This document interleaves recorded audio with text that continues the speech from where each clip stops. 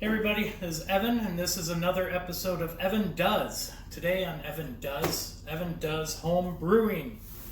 As you see, I set up a little bit of a outline of what we'll cover today. I figure we'll break this up into two parts.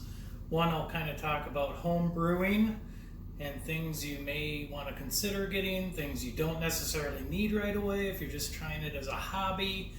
I wouldn't go out and buy a $300 kit if you're just going to try this once or twice and maybe it's not for you. Find one cheap online. There's a lot of people getting in and out of home brewing. A lot of people having kids. They don't have time. They don't have the money. Buy a kit for $50, $25. You'd be surprised what you can find it for on some of those for sale sites. But I'll talk about a kit, what comes in a kit. Of course, I'll talk about, I have a little keg that I ended up buying. Little 2.5 gallon. Of course, you need CO2, but again, this is advanced stuff, so I do know how to do some of that and how to microbrew into kegs. But we're going to talk more about filling up your carboys, filling up your pails. But we're probably going to split this video into two parts. One, I'm just going to go over the basics of home brewing, what you need, what comes in a typical starter kit, and then I'll do a video on the cook, making the wort, cooling it down, putting it in a fermenter. That's going to take a while because typically after the boil you put things in a fermenter for a week to 2 weeks, and then you put it in a secondary fermenter, this is carboy, and that'll sit in there for another week or two. All the recipes are different. It depends on what kind of beer you're making. This is a Kolsch. I've made, that's a Hefeweizen.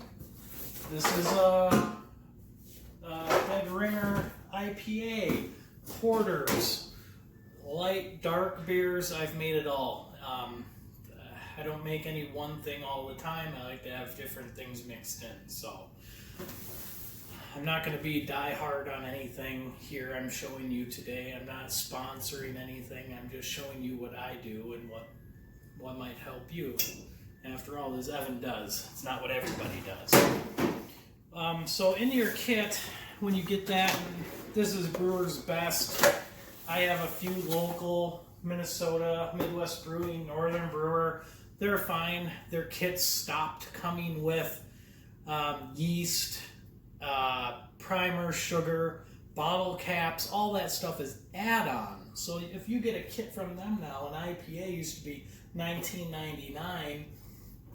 You got everything, but now it's $19.99. Oh, yeast, $6. Bottle caps, $6. So pretty soon you're buying a $40 kit with the add-ons. Brewer's Best, a little lesser well-known. They're all over the country though. They'll ship. I just bought this through Amazon, and it was $30, but at least it comes with everything. You're going to have your liquid malt extract, which use a can opener. We'll get to that. Comes with bottle caps. Comes with pellets, hops. These are dried hops. Whatever recipe you're using, they'll send you the stuff for that. You're going to get your malts, your crushed malts, and they're usually just done once over, so before you put them in, you're going to want to smack them or roll them again. And then you have your liquid malt extract and your dry malt extract. And some recipes are all dry, some recipes are all liquid. LMEs and DMEs. Liquid malt extract, dry malt extract. Some people try to make it way too confusing. In this one, I have 2 dry malt extracts and 1 liquid. You're going to have your priming sugar, which you're just going to set aside because this actually goes into the bottles at the very end when you put your beer in, and that creates carbonation. So the sugar comes with it typically, but you don't need that for another few weeks. And then also you have your yeast. Without yeast, you don't have beer. That's the building block of it. You have the sugars from the malt and the malt extracts. Those are your sugars. You need your yeast to eat the sugars to create liquor. That's just the way that beer is made. And then caps you don't need till the end. The yeast we need at the end of the boil. We're going to cool down the wort, and then you're going to add your yeast to the top after you put it into a pail. But let's put all this back in. It also comes with a ingredients list, what should have came with the recipe, how to make it, and all your steps, things to fill out like brew days to keep that all in line. And then you can actually keep track of your gravity of your beer before you brew and after you brew to see how close you came to how the recipe calls for. And again, this is a typical, I would call it a typical starter pack for brewing at home. There's recipes that call for a lot more than 2 packages of hops. Some only 1, some 5. I've seen some with 7 packages. And then as you're boiling, you have to add them in as you go for different amounts of time throughout the boil. But again, we'll do another video on cooking it. I think right now we should just go over some equipment and things that you should get. I just started out with 2 pails. That's all that came with this. Starter kit was 2 pails, starter, and then you put it in your secondary fermenter. You put it into a secondary fermenter for a lot of different reasons. Mainly, I think, when you put it in, when you siphon it out, so you're going to siphon, you got a sucker, you're going to put it into the second one. A lot of that sediment, a lot of that stuff on the bottom of your bottles, if you get craft beer, a lot of times it has that sludge on the bottom. This will take care of a lot of that by putting it into another bucket. So you won't have as much as that. Each kit usually comes with something to clean out bottles or your big metal carboys. But I just started with 2 plastic ones. It comes with your siphons to put it at the bottom and suck it up through into your secondary lids. And then you have this goes in there, you fill it up with distilled water or alcohol. And then the water comes out of the buckets as the yeast is creating that carbon dioxide. It goes through here, and so it doesn't bubble over and it doesn't explode either. So that's what this is for. Those are the buckets. And usually it comes with a bottle filler, so that's the other thing. Do you want to keg it? Do you want a bottle and cap it? Do you want bottles where you can they come with the cap, real handy? Or a lot of people are getting the growlers now where you can just fill it up and they seal themselves. You just got to make sure whatever you put it in, you get a sanitizer, and usually it's called a no rinse sanitizer. It's very concentrated. You dilute it. Usually it's like a capful or an ounce per gallon or 5 gallons. So it's pretty strong stuff. You just swirl it around in your bottles, make sure there's no chunks, let them dry, and they're good to go. So it depends on the bottle, what you're putting it in, whether you need to cap it or not. And again, with these other kits, caps come with them. But I have been going more with the bigger, with the caps, and then I'll jug a few of them. So if I'm going to a friend's house for game night or something, I can bring one of these and pour out for everybody. And they seem to enjoy that. So that's your bottles for the end of the process. Now for cooking, I just use my kettle. And I bought a kettle kit. I probably got 4 for $9.99, and this is the biggest one. I've got 2, 3 of these in this. So this is your measuring tool for the gravity of your beer. So when you're done cooking it and it cools down, you fill this up, you drop this in, and you kind of give it a little spin as you drop it, and it'll actually float. And you read this, and it tells you how much original gravity, OG, is in your beer. And then you measure it again as you go through in a week, 2 weeks, and you make sure it's actually, the yeast is doing its job and the gravity is going down. You need something, a thermometer to actually clip on to your kettle. As you're cooking, you have to keep track of that because certain recipes tell you to add hops at certain degrees of the water. Once it gets to 180, you start the timer. 60 minutes is usually what a boil is. At 20 minutes, when it's 220, add these hops. So it's good to have something you can keep track of that. I just have a simple stainless steel ladle because it's easy to clean and you know it's not going to rust or go bad if it sits in a little bit of water. One other thing that's optional, but a big, huge time saver. I did not have one of these for about 3 years, and I don't know why I didn't buy it sooner, but a copper coil. It has hose endings, so it's best used in a mop sink if you have something you can attach that to, but you do, or a hose. I've brewed beer outside a few times because you can set this kettle, it's not that beat up, but I've done it on a turkey fryer before and done it outside so it doesn't heat up the whole house. Kind of smells good when you're brewing beer though. That wort is a real sweet smell.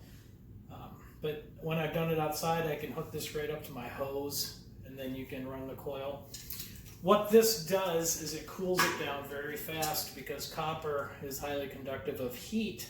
So as you're running cold water through, you drop this in, and now all of a sudden you're going to have very hot water coming out. And so there's nothing on the hot water end. You just want that to be able to go into a drain or something. That tube is going to get really hot, 220 degrees or whatever your liquid is. The other option, if you don't have a coil and you're just getting into brewing and you don't know if you want to buy everything and it's overwhelming, I can just take this pan off my stove and set it in the sink full of ice for, usually takes 45 minutes, half an hour. But I filled up full of ice packs, actual ice, cold water, and you can set this right in, and then every few minutes stir with your ladle to get the cold and the hot water to mix. You have to get that temperature down to at least, they say 80 degrees, 90, and then that's when you can pour it into a bucket. And again, different things you can buy. Once you get it into a bucket at the end of your boil, you can aerate it, you can blow air into it because you need air in it to activate that yeast once you add it. I have 2 buckets, so I just pour it from one bucket to one bucket to one bucket quite a few times, get the air in there to mix it up, and then I can sprinkle my packet of yeast on there, cap it, put your airlock in it to let the air release. And that's pretty much all the equipment you need for brew day. It's not a lot. And I'm not doing, 500-gallon batches. I'm doing 5-gallon batches. And it brewing from start to finish, from cleaning all my stuff beforehand to cooking to cooling it down and putting it in a bucket. I've gotten it down to about 2 hours, maybe a little bit over. Because your boil time's 60 minutes, but you have to get 4 gallons, 3.5, however much. And that's the thing, you don't have to boil all 5 gallons. You boil whatever you can fit, however big of a pan you have, but they say at least 2.5 gallons.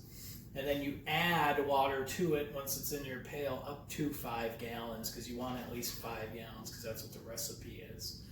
So don't feel like you need something that you can fit 5 gallons into. If you have a smaller stove range and you want to go with a smaller stock pot, that's fine. I've done it every which way you could do it, and I've never had a bad batch yet. The people that have been brewing the longest say sanitation, sanitation, sanitation. You can screw up a batch if a little speck of dust gets in there. That's true to a point. I'm not as big on that on the cooking day because everything's getting so hot.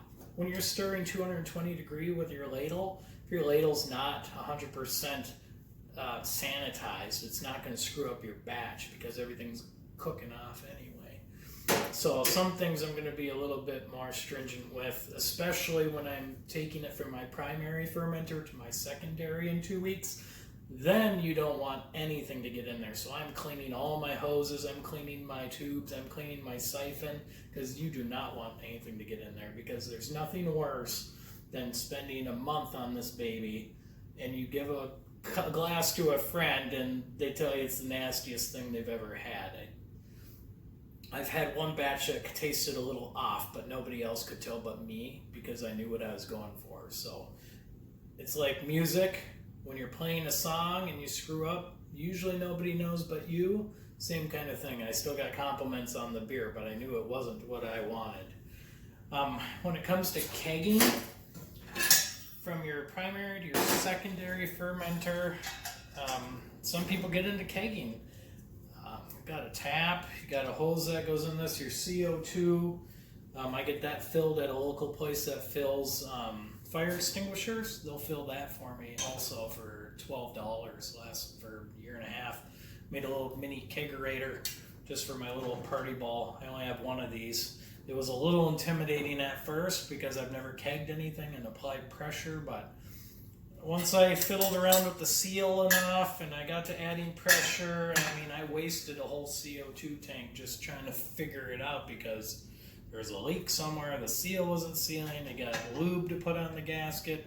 Again, don't worry about any of this until you try the easy way first, and try it a few times. And then if it's taking too much time or you don't like your product, then maybe try kegging it. Some people don't like bottle day. Sometimes bottle day, when you're taking it out of your secondary fermenter and you have your little bottling wand, and it just takes an hour and a half sometimes, and then you got a mess on the ground because it's dripping as you take it out from one bottle to the other. And of course you're going to knock one over, so your whole floor is going to be, sticky and with sugar. So it's not one size fits all. Some people like the smaller bottles. I mean, I have boxes of 12 ounce, 16 ounce bottles, bombers. So I think that's where I'll stop this video today. And then next time you see me, I'll be cutting in and doing the cooking. And then maybe I'll make a video where I add them both together. But comment, like, subscribe.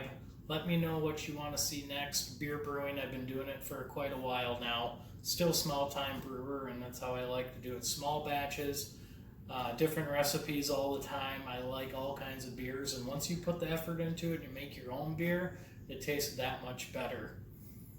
Thanks for watching.